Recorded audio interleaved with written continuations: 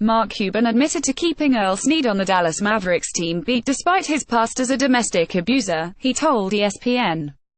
"It was bad, but we made a mistake about the whole thing and didn't pursue what happened with the police after the fact," Cuban told ESPN's Tim. "So we got it mostly from Earl's perspective, and because we didn't dig in with the details and obviously it was a horrible mistake in hindsight, we kind of, I don't want to say took his word for it, but we didn't see all the gruesome details until just recently.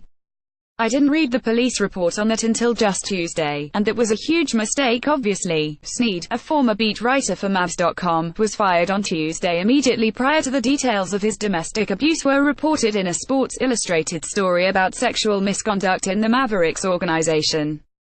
He was hired by the Mavericks during the 2011 season and was charged with assault in June of 2012 for an incident where Snead sat on top of his then-girlfriend and slapped her on the face and chest, according to the Sports Illustrated report.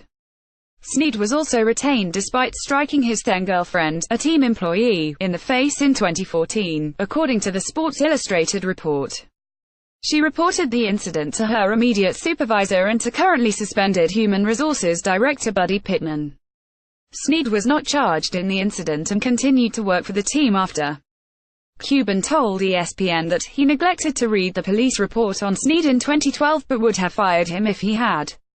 He noted that he kept Snead on board after the 2014 incident so he wouldn't continue to be abusive elsewhere, a decision he said, in hindsight, was a mistake.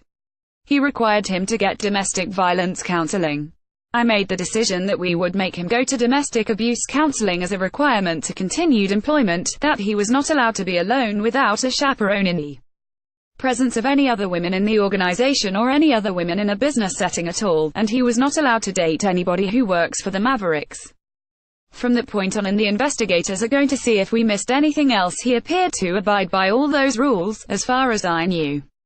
In the Sports Illustrated report, Cuban said, "This is all new to me," when asked about Snead's record in sexual harassment accusations against former CEO Teddy Mercuri.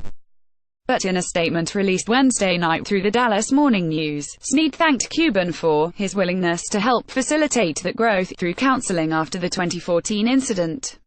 Cuban told ESPN he did not know about any accusations against Mercuri, but took responsibility for keeping Snead on the team's beat.